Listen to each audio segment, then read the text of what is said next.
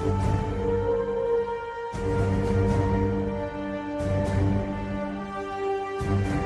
5, do you copy? Echo 5. Echo 2, good morning.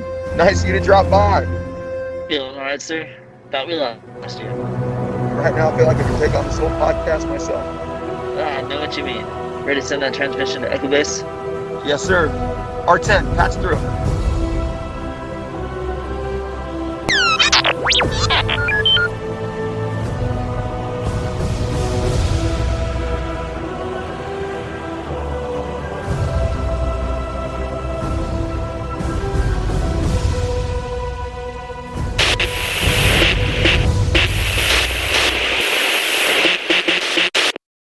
Hey guys, welcome to another episode of the Hoth Transmissions. I know we're a little late on this episode, but we are here to give you our thoughts on the finale of Kenobi.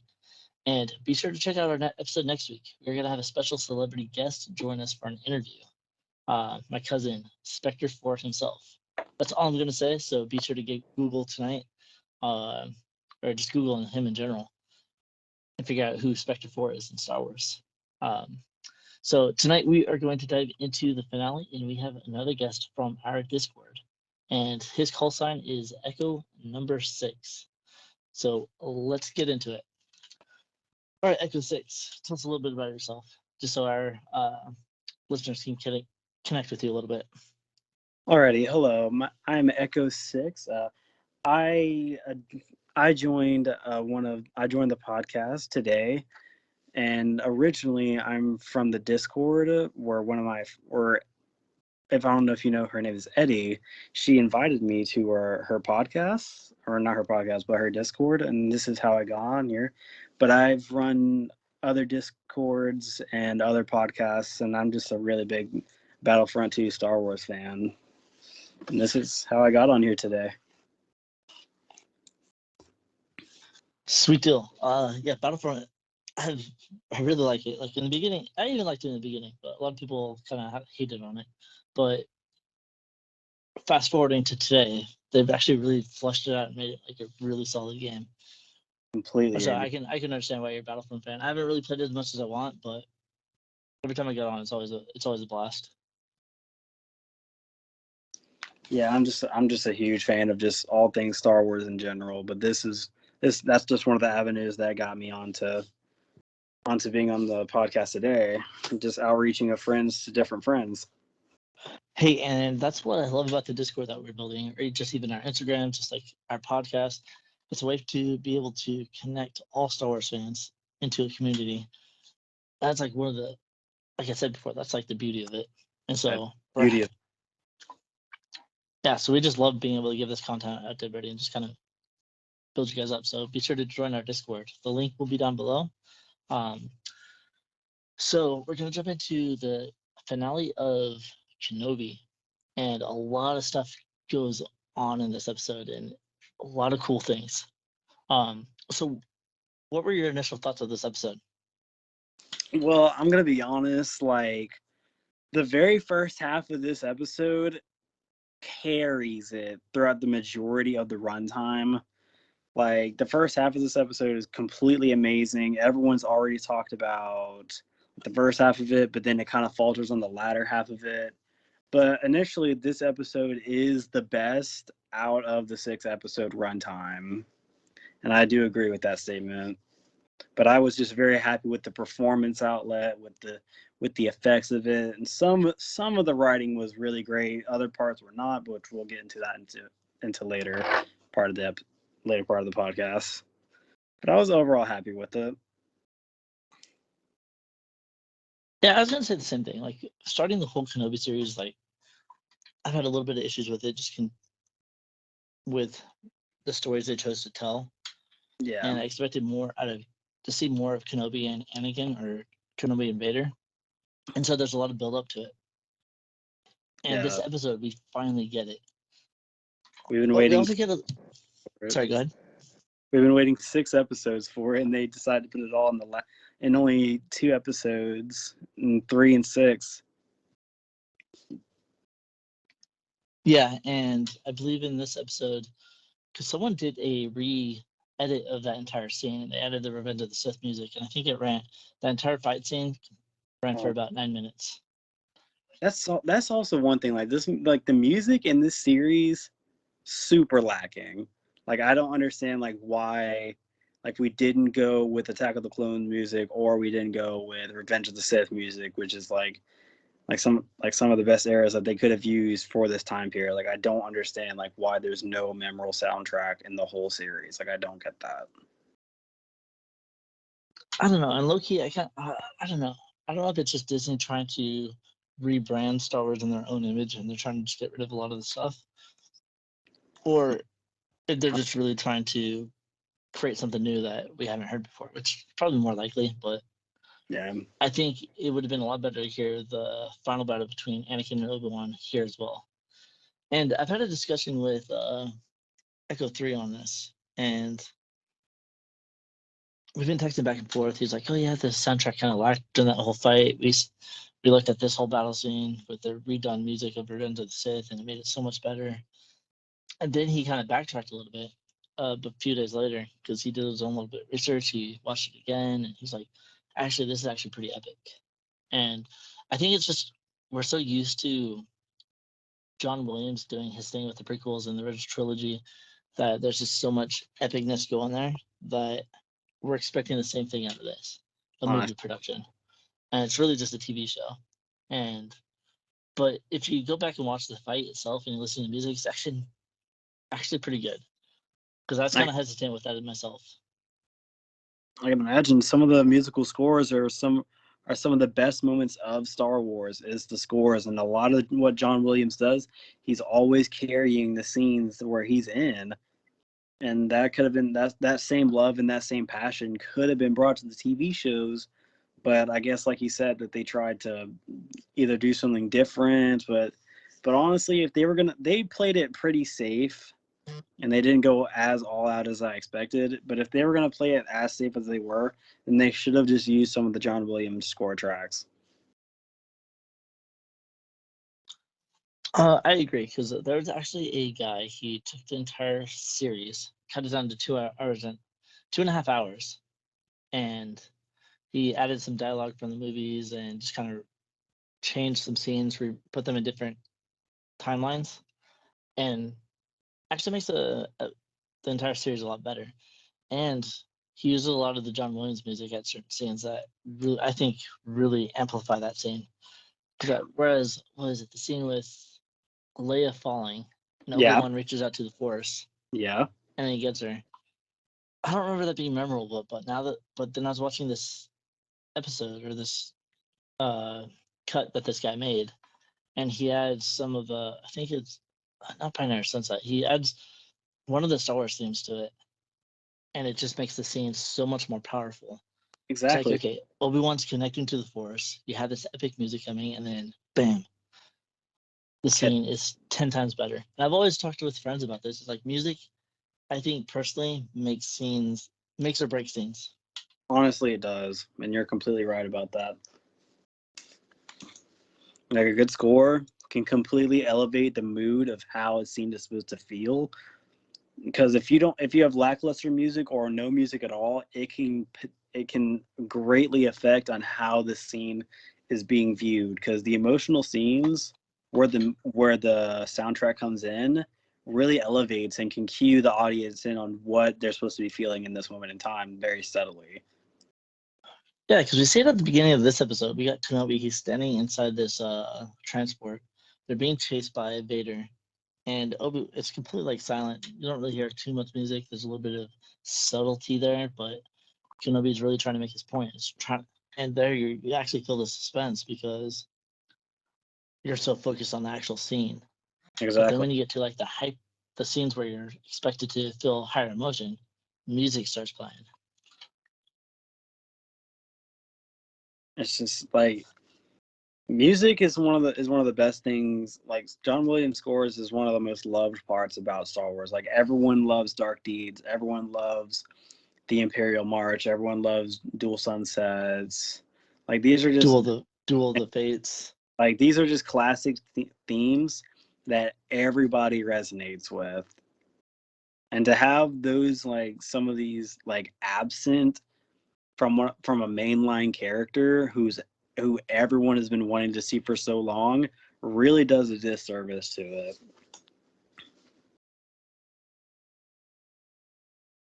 Yeah, and jumping into just like the scene with Obi-Wan, what did you think of Obi-Wan and selflessness there? Do you think he should have stayed with the transport, or do you think it was smart for him to kind of like take off and do his own thing?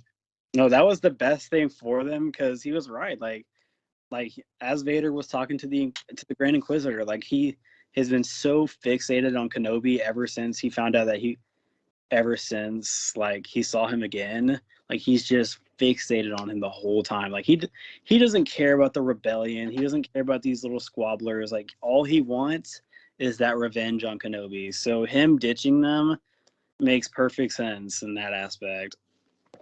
And that would make that and Vader. And he got to show that Kenobi really knew his Padawan. He really didn't care if he's Anakin Skywalker or if he's Vader. He still knows deep down Anakin is going to come after him, especially after that last duel. Anakin is super prideful, and if he loses, he's got to prove himself.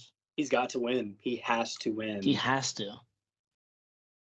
And that already shows up later in the series where and what was it, episode 3, whenever they're having the Attack of the Clone 2 flashbacks. Yeah, episode 5, yeah. Yeah, it was episode 5, you're right. Where they're subtly showing like the power shift between Anakin being an aggressive, overpowered force against more of Kenobi's more thoughtful and tactician mindset, where he doesn't have to outright overpower Vader, just outsmart him. And that's what made Obi-Wan the better fighter in these scenes. He didn't have to outright outpower him, because he can't outpower Vader. It's just not possible. Not at all.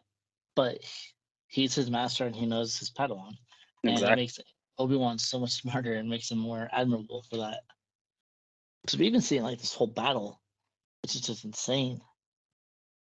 Like that whole battle is everything that we've been wanting from the Obi-Wan series. Like just as we've seen, the best parts of this whole show are when Vader and Obi-Wan are interacting with each other, or where they're in the limelight and thinking of each other and having this dialogue. These are the best parts of the whole series, and this is what the series should have been tracking on. And that's what I've been saying like from the beginning. And when you go back, like I keep going back to the Span film that somebody made, where they cut it down to 2.5 hours. They cut a lot of the Reva scenes, sadly, but it was a lot really unnecessary.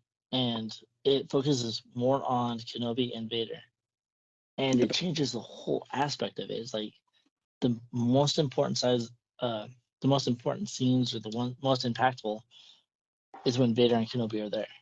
Exactly. Because they give us 9 minutes of this battle. Like even they spent an entire 9 minutes of 50-minute episode. So you know how important it was. Exactly. And jumping into the fight, I really wish, I get that they were trying to focus on part of Reva's backstory, but the jump in between the Vader fight with Kenobi and the Reva versus Luke and Owen. Aunt Beru and Uncle Owen, which, oh my God, I've never seen such a pitiful fight. I don't even know why they even included Aunt Beru and Uncle Owen trying to outdo a full-fledged Force user. Honestly, they're lucky they have plot armor, because they should have died immediately, even if it is that's exactly what I was saying, because Reva's character seems very inconsistent when it comes to killing. She shows up there, she knows about the child. Beru and Owen, okay, you guys are trying to get him away, you got blasters, that's cute. All right, you're dead. They're lucky that they got plot armored until episode 4. Not to mention the whole chase scene between her and Luke. I'm so frustrated with these children running away from their assassins. And what's worse is that they're having so much trouble. Luke is not supposed to see what lightsabers are, because it would break the continuity of him looking at the lightsaber from Obi-Wan in episode 4. So the whole time he's running away from Reva, he never can look at her. He can never look at her holding the red saber, because then he'd be like, oh, what's that? And then it would break the continuity of that he hasn't seen one before. So they had to do a lot of writer's surgery to break into that. And Honestly, oh my god, it should have never happened. Honestly, Reva's character would have been way more impactful, and it's sad to say, had she just died. Had she just died and turned to the light, it'd have been way better. Because after that scene, she turns to the light side, and the only thing holding her alive is the dark side. So we don't really know like what her character is now. Yeah, in that fan film I keep referencing, Vader stabs her, and that's the end of her. They completely cut her out of the final like scene of this movie.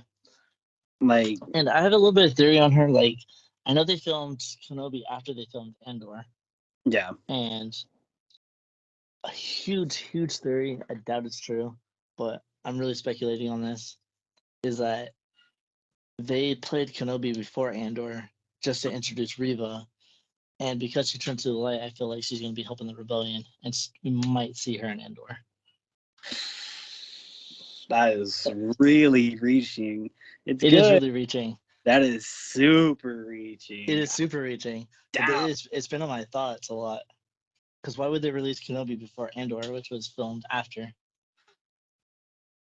And focus so much on a character. I know there is rumor that they want to do a spinoff of Reva. They do, because honestly, they did. Do you know what they did? They did the Boba Fett show all over again, where they even focus on the main freaking character and they focus on the side characters because they didn't build up the main characters enough and they only wanted to build up the side characters, but no one's there for the side characters.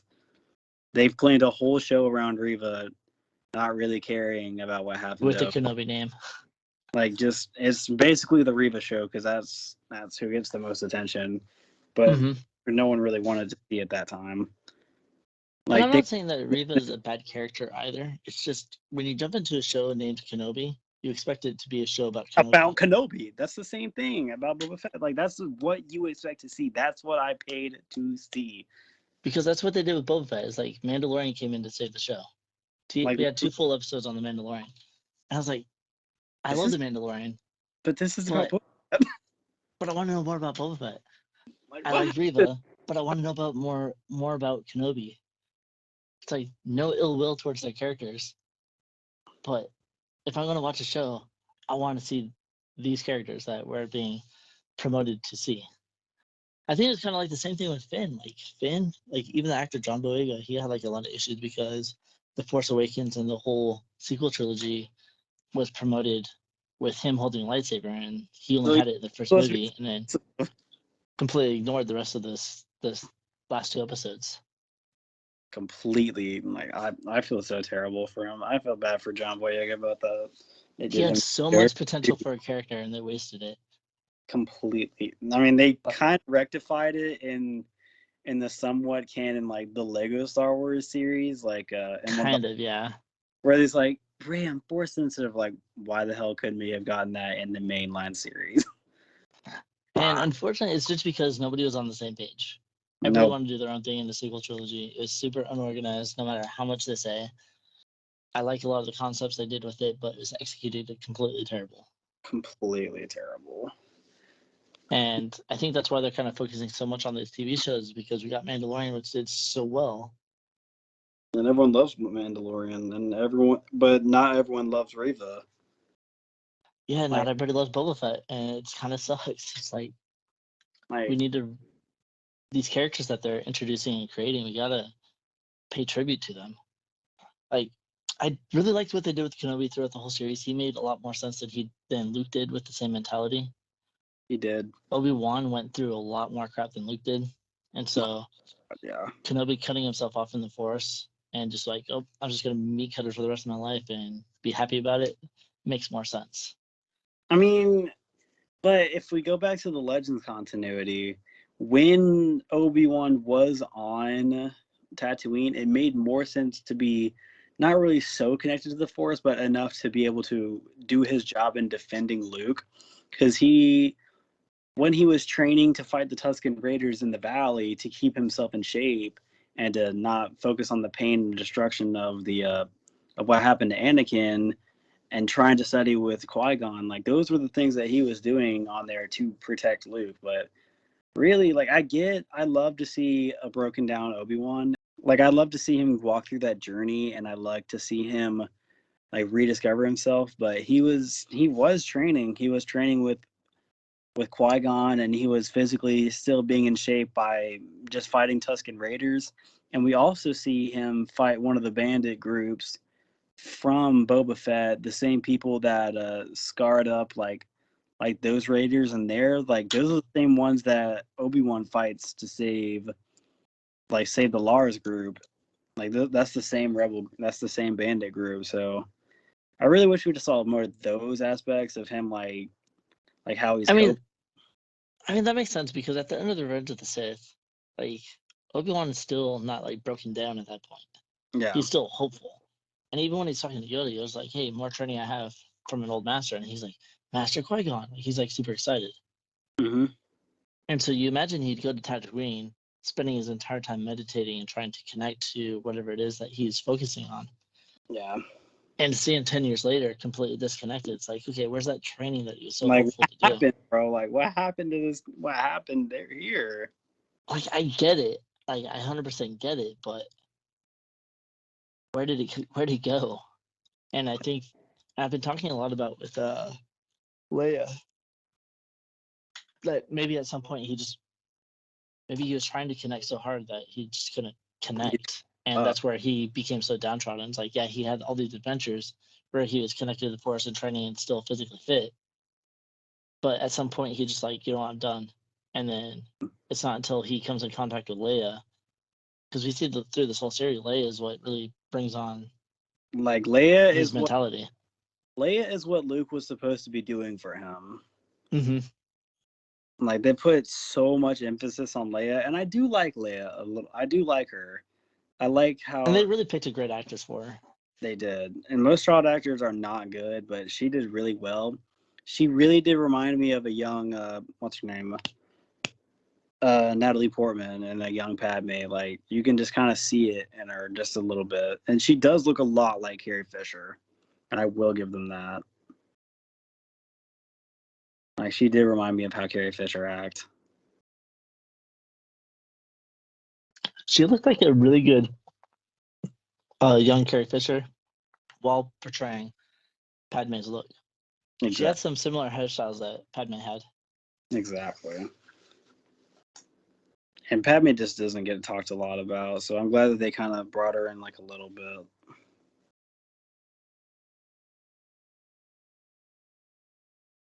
No, I completely agree on that. Like, Padme, I think they kind of focused a lot on her in the series to kind of really develop Leia and kind of, because we see Leia struggling with her own character. And as Obi-Wan talks more about Leia or Padme and how he knew her mom, Padme kind of like starts hearing her a lot more and starts to amplify some of those characteristics without even knowing it. Exactly.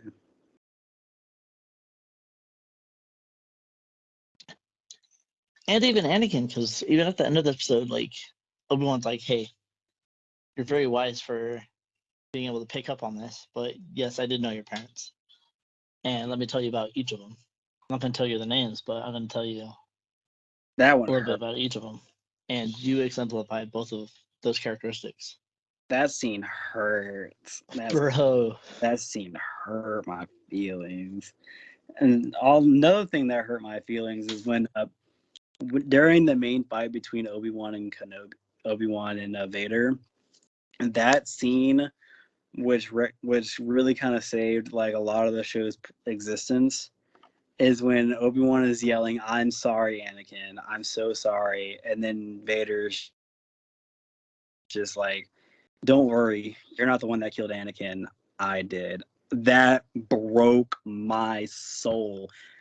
Oh my god, that made me so sad. Oh, and people don't really talk about like whenever Vader yells Kenobi at the end of it, that's a Maul reference that just no one talked about that. you know what? I didn't even think about that, but you're right. People Like, love to. Kenobi's enemies love to yell his name. and he's like, Kenobi, and like no one talks about it. I'm like, how did we miss that? I know we're jumping past the battle, but I'm still trying to struggle with why didn't Kenobi kill Anakin right there? I mean, I can kind of understand because he couldn't do it a second time, but at the same time, because he keeps doing the Satine ritual where he loves people too much when he's not supposed to, and then thinks by sparing them that he's doing them a service. But he really could have saved the whole galaxy had he really just followed the code that he was supposed to.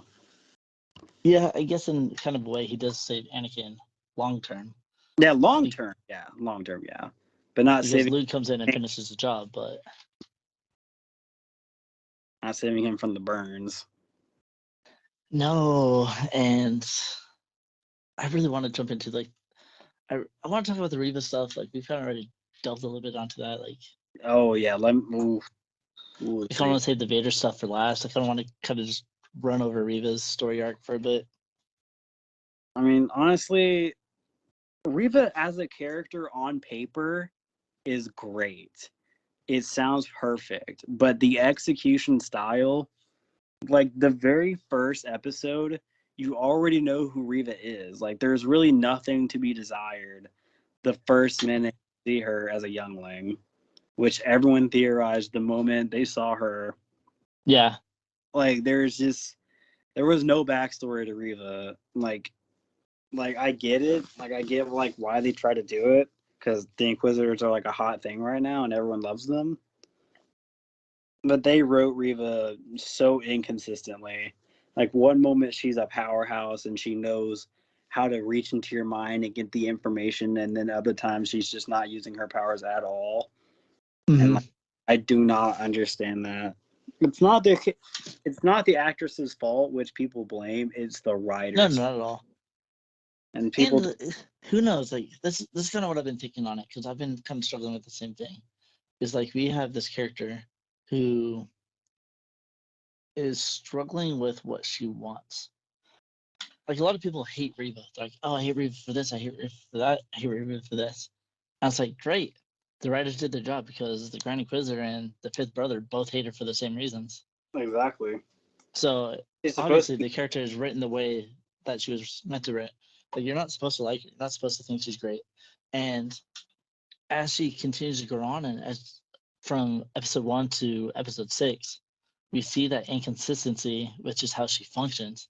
Like, she is, I want to say she's kind of like Anakin. She's struggling between the dark and the light, and she chooses at which time she's going to be dark side user, this powerhouse, and then there's other times where her Jedi side empathizes with her people, because like we see her cut off someone's hand on Tatooine, and then we see this fake Jedi that tries to stand her in the way. It's like, oh, you're no Jedi, but you know who is, so I'm gonna read your mind. Okay, I'm not gonna kill you, but I'm gonna throw you off to the side. Whatever. Like, she is. I think she's supposed to be so inconsistent because she doesn't know who she is until the very last episode. It's not until she carries Luke to Kenobi and falls down on her knees that she truly knows what she wants and who she is. I didn't even think about it like that. That makes a lot more sense now. That's kind of how I see it, because I was the same way. It's like, oh, I don't like Reva, blah, blah. But then I started thinking, like, okay, the Inquisitor and Fifth Brother are having the same issues with her. And so I tried looking at it from their perspective. Okay, so this is how her character's written. She's very inconsistent, struggling between two sides, because her focus is trying to kill Vader. And even when Kenobi tries to connect with her, because Kenobi saw it right away, he's like, oh yeah, let me just give myself up and talk to her. She immediately lets him go off and do his own thing. She's like, okay, I'm going to let you go. And then you get to this last episode, she's still struggling. Like, even though Beru and Owen had this plot armor, I feel like she still has this whole idea of, I'll cut off a hand, but I'm not going to kill somebody. And so Beru and Owen, she sees them as so insignificant, same as the fake Jedi, that she's like, okay, I can easily kill these guys, but there's no need to, because they're not a threat. So let me just throw Owen off this bridge. Let me force push Beru off this thing. Okay, I see the kid running out. These guys aren't going to do anything to me, so no point in disabling or killing them. My issue was with just how they write these bounty hunters or assassins trying to kill children. Like Oh, literally, the whole Leia scene was completely goofy in that forest. oh I my! mean, Luke running through this desert into Beggar's Canyon was also another issue for me. It's like, but as far as the characters are written, I think Riva was written the way that she's intended. There's definitely a struggle inside her, kind of similar to how they kind of wrote Kylo Ren, because Kylo Ren was very angry and very frustrated and very impulsive the way Riva was. And then ultimately at the end, they couldn't do the dark deed that they felt they should because it conflicted with who they were inside. And I think that's what they tried to do with Tala, because even with Tala, like Riva saw Tala in episode 4 when Kenobi he invaded the Inquisitor fortress. Yeah, the Riva Inquisitor. talks to Tala and says, "This is not who you are," blah blah blah. Or, I'm completely misquoting this, but I know Tala says, "This was never who I am." And I think that's kind of like a personification of Riva. Riva's doing what she is because that's what she's supposed to do, because that's what she's doing. And so I think it was just like another side of Riva that we just didn't get spoken about. Just kind of like a foreshadowing, I say. I can see it. I can see it. And so for me, that's why I like Riva. I didn't like her in the beginning, but as I look at it from beginning to finish and how the writers chose to write her, I can really see that struggle that or that deeper side that people are overlooking.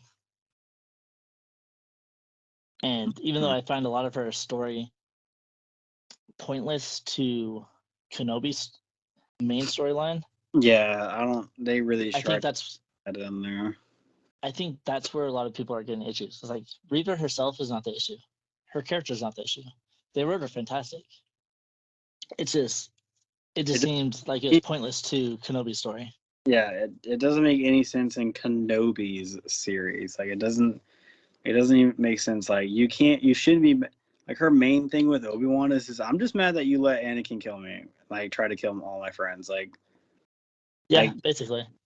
like that's it. Like it doesn't which it really isn't Obi-Wan's fault. It's not entirely his fault that happened. So that's really kind of a weak argument on I why. thought that I thought that too, but you gotta kind of think of this thing. It's okay. You got Kenobi who was Anakin's master.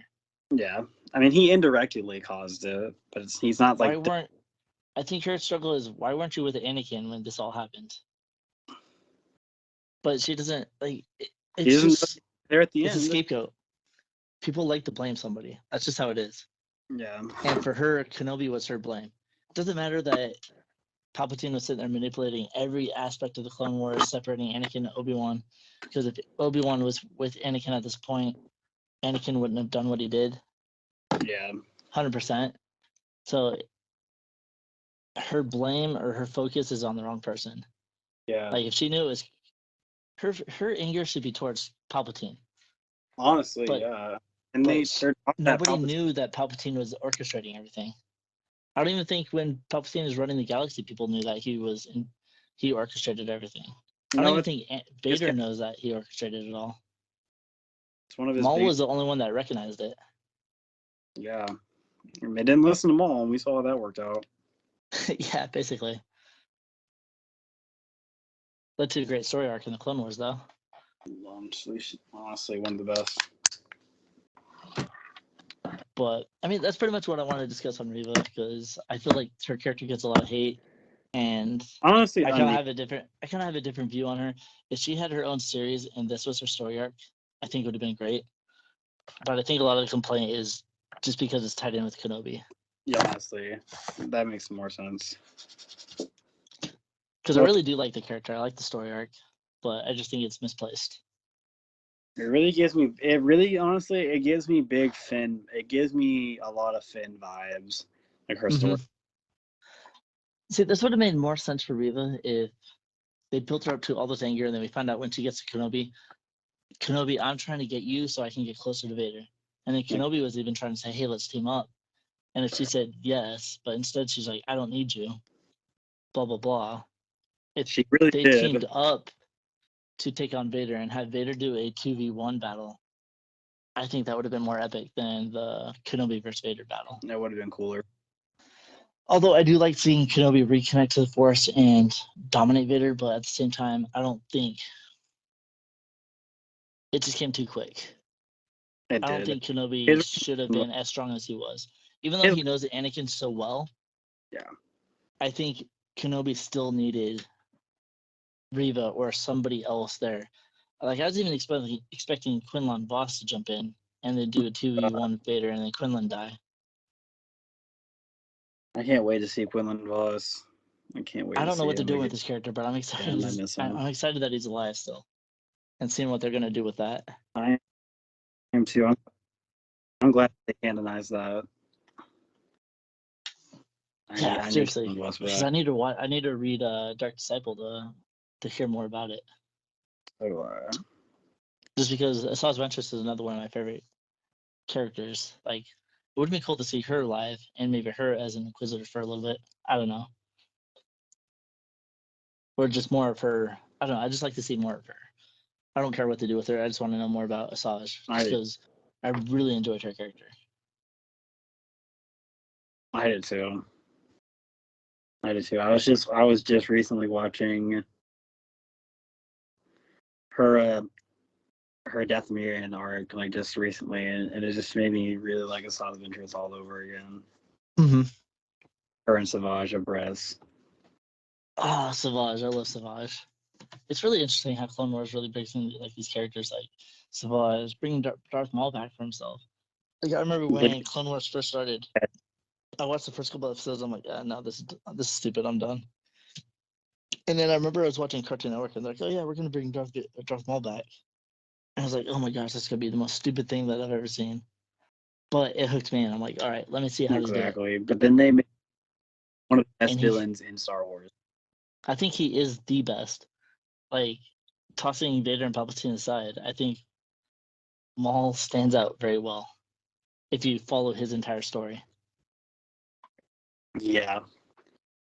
Which a little bit of that is in a little bit of Maul's story arc is in the Plagueis book, because we get to see how Palpatine like acquired him and like trained him up a little bit. Like he's briefly mentioned, but that's just not a lot of people know how Maul was like actually got into Palpatine's like possession. But that is stated in that book. Yeah, that one is very interesting. The only book I've really read that introduced Maul was a pre-Phantom Menace book where he is hunting down these two Jedi that spot him, and they're running through Coruscant. These two Jedi are trying to get to the Jedi Council to say, "Hey, the Sith are back! The Sith are back!" And Maul is just hunting them down completely. And they finally get back to Coruscant, and I think the Padawan dies. And the Jedi Master gets in his elevator, gets to the top, and gets to Palpatine's office and says, "Hey, oh my gosh, there's a Sith after me." And Palpatine's like, "Oh yeah, tell me more." And then it ends. Interesting. Wrong person. Yeah, exactly. And I thought it was the most brilliant ending that I've ever seen in any book. It's like, oh, you make it all the way back to Coruscant or to the Senate building or even the Jedi Council, and the person that you come across it is the main guy that's the biggest Sith Lord, the master of that Sith that you're running from. Oh Lord. So I thought that was a brilliant writing for whoever wrote it. They made him very relatable. Mm-hmm. Absolutely. So jumping into the Darth Vader fight, like, what were your feelings or what were your emotions through this entire fight? Throughout the fight, I was very excited in how they were going to finally cap off, because everyone's main gripe with Vader and Obi-Wan meeting is like the briefest dialogue that they had in episode 4, where Vader's like, "When I left you, I was but the learner. Now I am the master." So in some parts, Vader can't win because he has to lose in order for that line to make sense. So I was wondering how they were going to back in, but I was excited to see how this clash was going to turn out. Like I knew Vader was going to lose. That would make sense. Like that was like the natural progression of it, but I just wanted to see how it was going to happen. I was very emotionally invested in the dialogue that took place between Obi-Wan and Vader and the conclusion of that. I just didn't expect him to leave Vader out of choice. I was expecting kind of like what they did with the Force Awakens, where Exactly. Rey and Kylo are kind of like split apart and they can't finish the battle, and it's like, okay, they have to go their own way just because they have to. I didn't expect it to be Vader on his knees, breathing harshly, mask completely half destroyed, and Kenobi going, okay, all right, well, see you, buddy. I'm out of here. I kind of expected something a little different, but I didn't.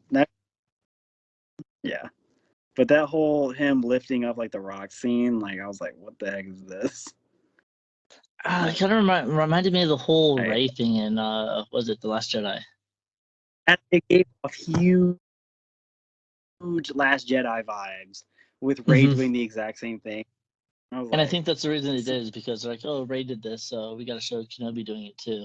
But to show her that she's on that level. I don't know what they're trying to do with it, but I was like, the rocks were a little too much. Kenobi's not meant for like a force powerhouse. Like Kenobi's more strategic and tactical and sassiness. Like, what is this? Like, I've never seen. Yeah, like where's all this power coming from? Like I get like Obi-Wan is strong, not that strong, right? Yeah, he never did that in Clone Wars. That was all Anakin. Never did anything. Anakin was all about the showmanship. Kenobi was like, even in Revenge of the Sith, like Kenobi's like, oh no, you can be the poster boy. I'll go do my own thing, but you can go chill in the spotlight after we just save the Chancellor from General Grievous above Coruscant. Kenobi's never about showmanship, and I felt this was just a little out of place for the character. I mean, cool to see. That was a lot of people call it the superhero. Yeah, it was vibe. Cool to see. But had it been like literally almost anybody else, like it kind of would have made sense. But I don't think it makes sense for Kenobi's attitude, like his demeanor. I don't think it makes a whole lot of sense. Because Kenobi's like the more humble type. Like he's not really, like as you were saying, like he's not really one to like show out like that. He's not out for the kill. He's out to kind of like, hey, don't mess with me. And he was pummeling the shit. This rock. Like, because like if they did it without the rocks and he just did that force push that he did, that would have been still cool. It's like, holy crap, Kenobi just force pushed Vader. And the force, it's a quake that for the first time ever in live action, that made me geek out too. I was like, oh my god, they did it. It kind of reminded me of that. It kind of reminded me of Vader in Empire Strikes Back when he's picking things up and throwing them at Luke and Bespin. I was like, hey, maybe Vader learned this from Kenobi. I'm just thinking Anakin saying, I'm kind of thinking like Anakin saying, oh, that's a neat trick. I might have to put that. Spinning, that's a cool trick. Throwing rocks, that's a cool trick. Force push, that's a cool trick. Lightsaber throw, that's a cool trick. Yeah. But I actually really enjoyed the fight, especially like because I know a lot of people kind of like go into the whole fact that like, oh yeah, the Kenobi show has been copying other things. Like they talked about like the Inquisitor Fortress with copying Kenobi doing the window breaking that Cal Kestis and his master did there. And then again, they kind of do the Kenobi thing or the Ahsoka thing here with, what is it? I forget. I think it's called Mouth Star, the temple that they did there with the breaking the helmet. Yeah.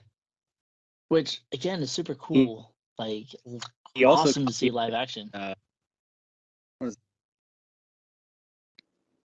What else? He also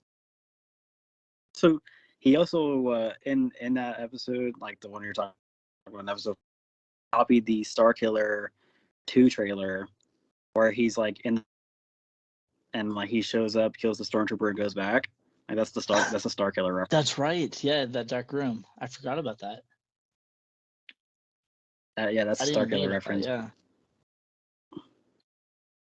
Again, cool to see live action. And Echo 3, he's been like, oh yeah, he's like, I hate that they're copying from this stuff because it makes it less cool for the live action stuff. He's like, I'd rather Like, do live action and the animated stuff copies it. well, But the thing that they did different with between Ahsoka and Kenobi is with Ahsoka, I think when she broke his helmet, his face was still red in the darkness. Like when he looked at Ahsoka, I don't know why, but there's more darkness there, so that they kept it red. And I don't know if that was any symbology or kind of a anything like that, purplish. or they just did it. But I know in Kenobi they kept it blue, off the reflection of Kenobi's lightsaber. Yeah. And they're talking about with that whole thing with even with Luke, where saying I still sense the good in you, that there's still a struggle in Anakin. And so I think that's what they're trying to symbolize there, is that the blue is there. It's kind of like, okay, you got Vader's side, and then you got the blue side, which represents Anakin. Yeah. Or Anakin is still there, but he's not. He's I not don't know what your controlling thoughts on anymore. that. Yeah, exactly. What'd you think of that whole line that he did? I'm not your failure, Kenobi. You didn't kill Anakin, I did.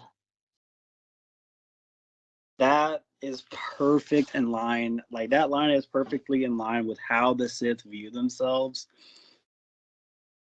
Like I will say, like in like I'll go back to the Plagueis book.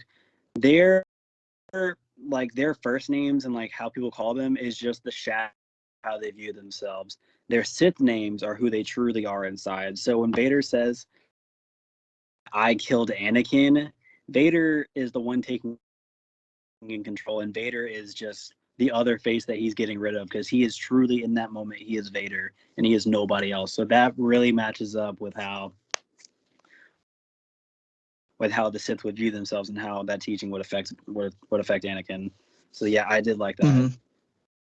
Because he says it again in Rebels, and Kylo even says it in Force Awakens. He's like, oh yeah, he was weak, so I killed him. And Vader says the same thing to Ahsoka. Anakin was weak, so I killed him. Yeah, so Sorry, say again? I was like, Vader and Anakin are completely two different beings. So it would make sense that he would personalize that stuff with Vader being the dominant one, and because Vader is the one that takes the pain away and makes him stronger, while Anakin made his pain weaker.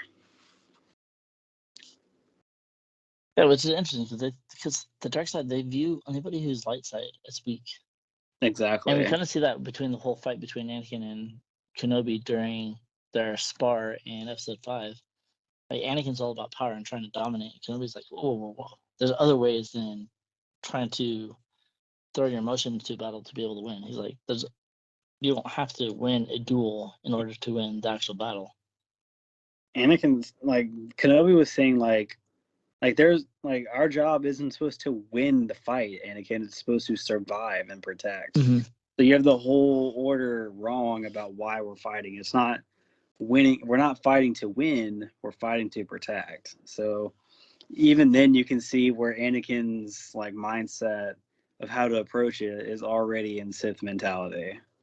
Mm-hmm. They fight for power, and that's what Anakin's fighting for. That's not what the Jedi are fighting for. Yeah, and at this point, this is where Kenobi actually believes him. He was like, okay, Anakin truly is dead. Yeah, my friend is truly dead, so that's exactly what I'm going to tell his son a couple of 9 years later. From a certain point of view. Yeah.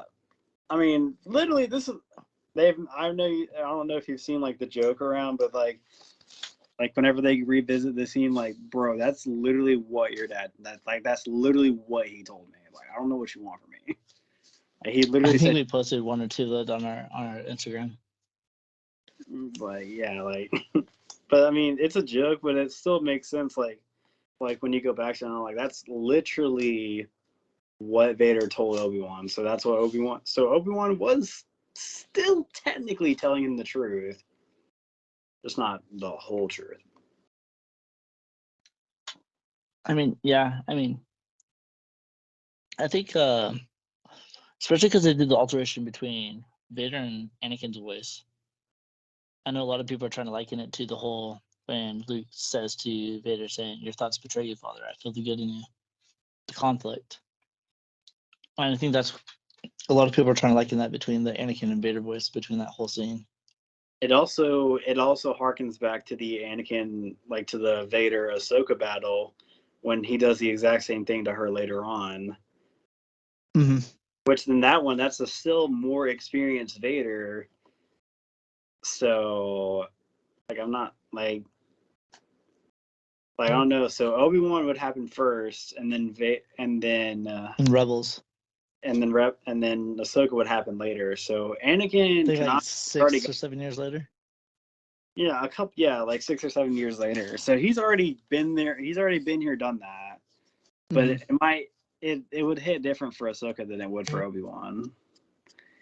Absolutely, and I know a lot of people are liking the whole thing. It's like both Ahsoka and Kenobi both connected to Anakin. One Destroy hit his his face. side, one hit his right side. Mm-hmm. But it's only Luke that's able to take off the whole mask, and it's without. And it kind of goes against the whole thing with Anakin, where Anakin's trying to win, and then the exact same thing that Kenobi's trying to teach him, Luke does to Vader, and Vader finally realizes at that moment, it's like, okay, Crap. Luke took his mask off without completely destroying him. Like his top, it only took some of the most important people in his life to take off the mask. To take it one at a time. It was Ahsoka, Obi-Wan, And Luke. Like some of the most important people in his life were able to get some of it off, while only Luke was the only one to completely get it off, which he said. That's really it's like poetry. It rhymes. Mm-hmm. Yeah, so I thought it was really cool just to kind of see that whole aspect of it. And not to mention, like, we get to hear Vader's hard breathing. Oh, dude. As soon as I first heard that, I was freaking out. I was like, they did it. That was so sad. Seeing the tear on Anakin's face. Oh my gosh. Oh my gosh, it hurt. It hurt seeing Hayden it hurt seeing Anakin just being in that just much pain. Mm-hmm. And I'm a little disappointed. I don't know if you think that they did it right but when they did the whole thing of that line with Anakin talking to Kenobi saying, "Oh yeah, you didn't kill Anakin," I felt like they should have switched to Vader's point saying, "I killed him." I think that if That they would have kept been Hayden's voice, more impactful. That would have been an impact. I felt it was a missed opportunity, and I understand because most of the time we don't get to see too much of Anakin or Hayden Christensen on screen. We only see him twice. Yeah, so to keep his dialogue and his voice, I understand that's probably why they kept him the whole dialogue. But I think it would have been a lot cooler if they split the voice. Or kind of did what they did with Matt Lanter and James Earl Jones, where they spoke at the same time. Yeah, that would have been cool. But I really like the idea where Anakin starts the sentence, but Vader is ultimately the one who ends it. That would have Because made he's a dominating mentality. That would have made way more sense character wise. Mm-hmm. I do agree with that. I wish that would have happened now that I hear about it. Yeah, so a lot of cool things in this fight. Like overall, like I'm not disappointed with the series because it really delivered on everything that I was looking forward to in a Kenobi show. And I really enjoyed this battle, and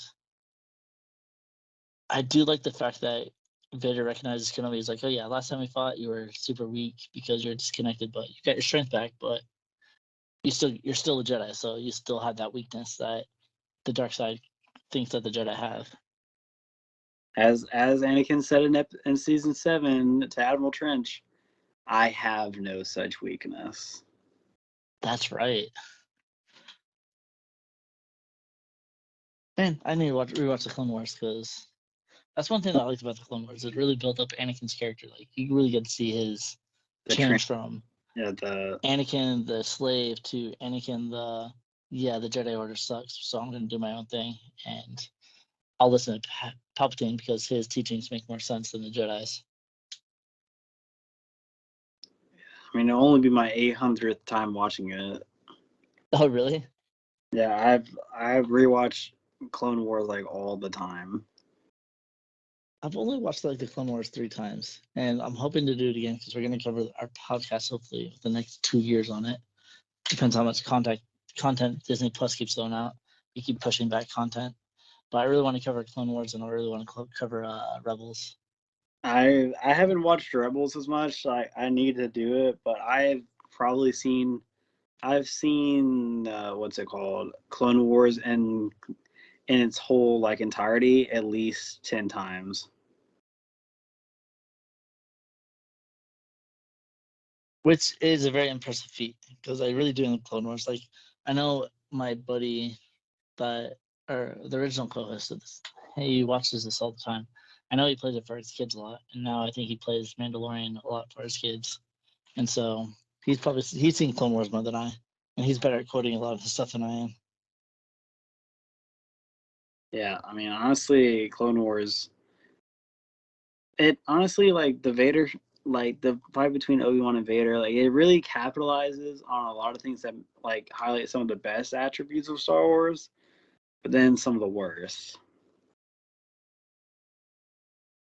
Like it makes the whole sequel trilogy, and no, not the sequel. Like it makes the original and the Clone Wars scenes like a lot better.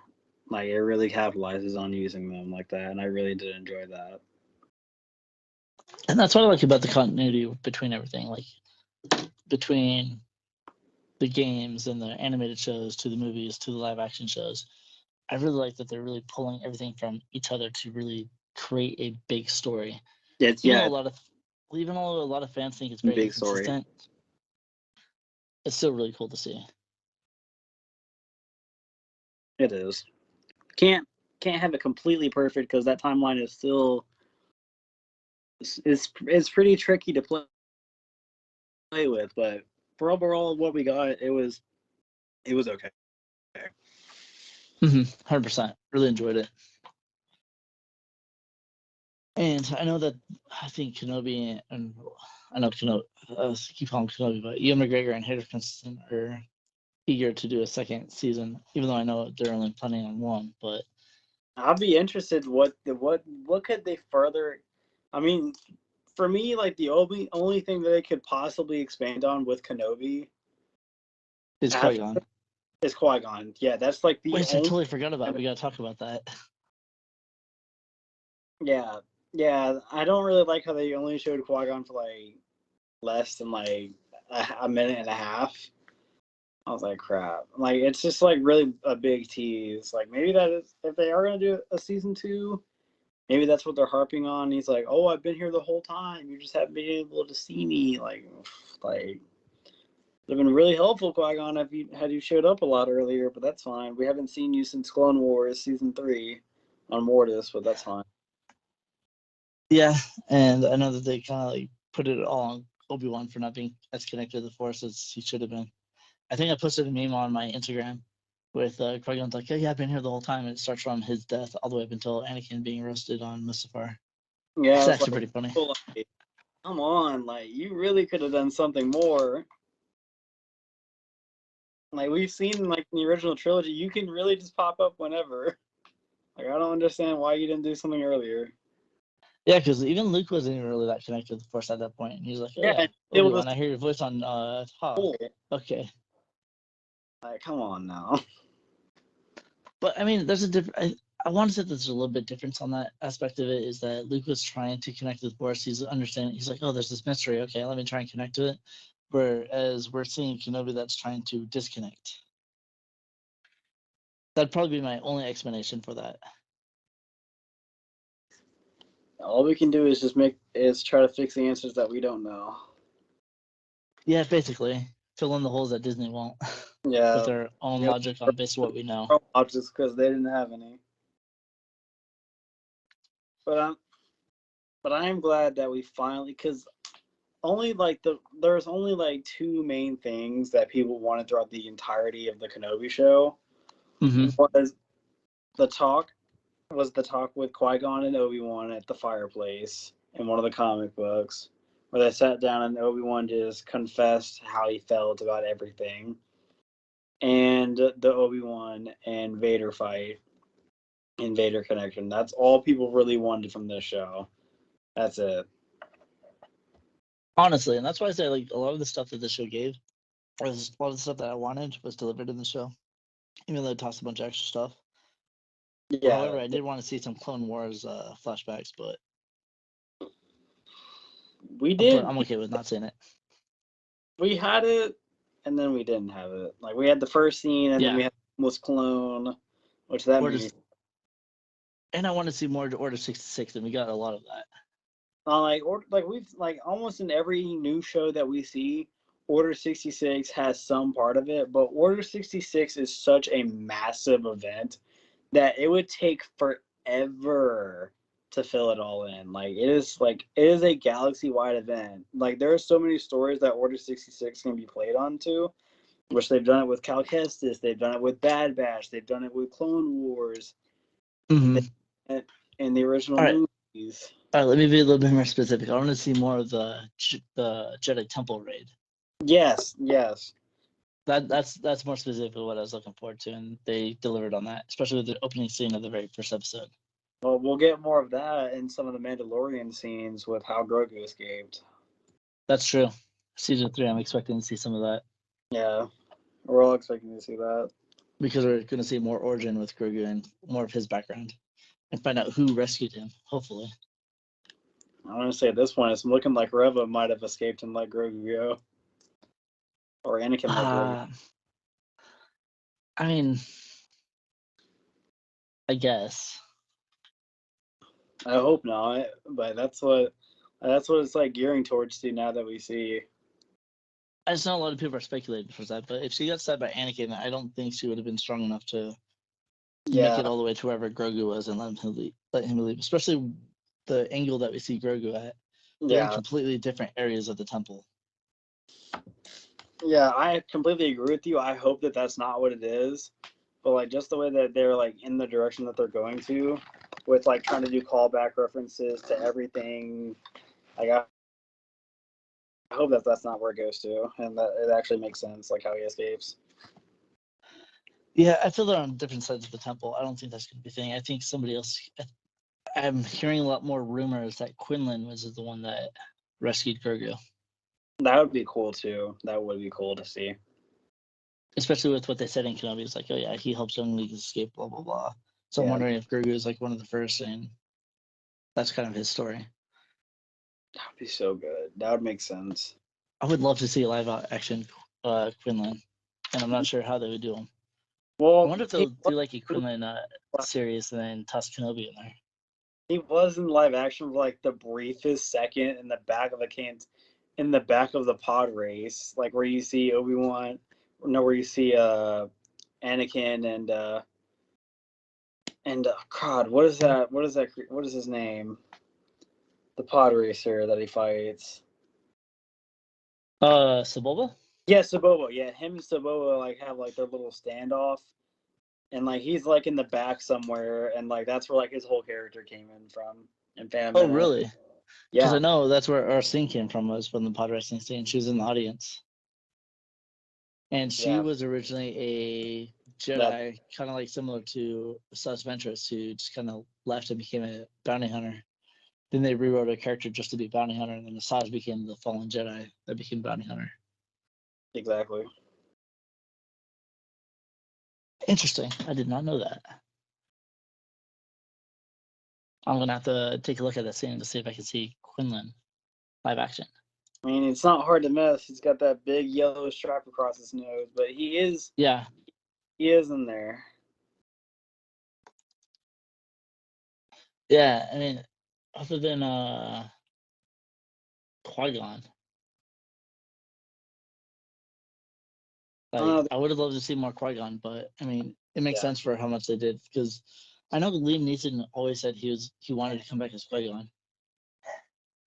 I mean, if we were gonna like see him, I would have rather him like have like some words of wisdom for Obi-Wan like throughout the show.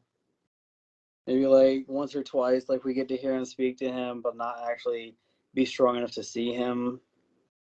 Like what he did with Yoda in season 6, like where he's more mainly talking to him instead of like being with him. I honestly think it would have been cool. It's like more of the like what we see in Attack of the Clones when Anakin slices and dices the Tusken Raiders. We hear Qui-Gon say, "Anakin, no, no, no."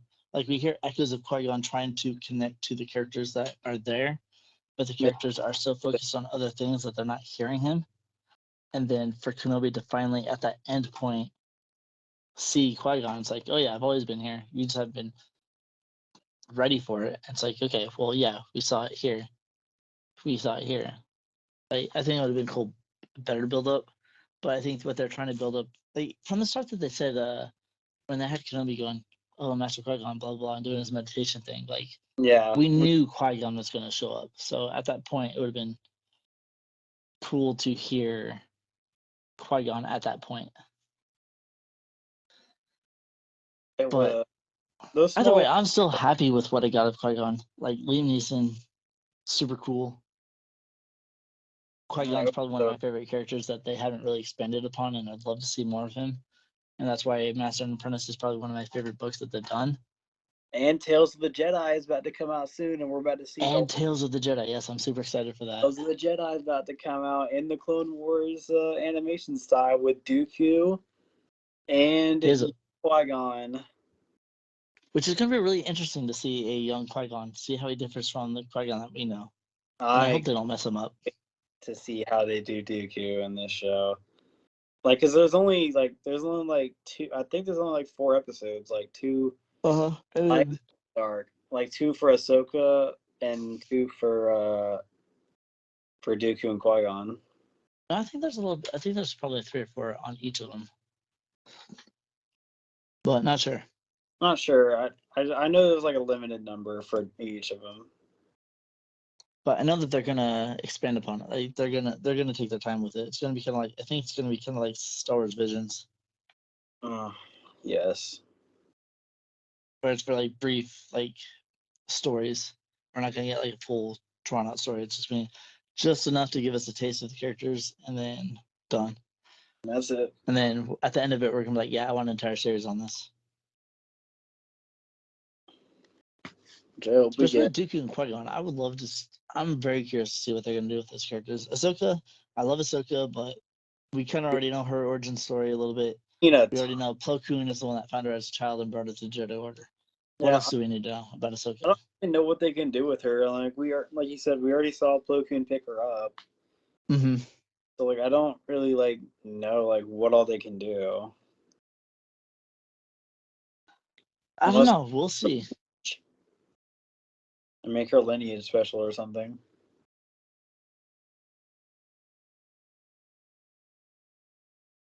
I don't know. It's difficult.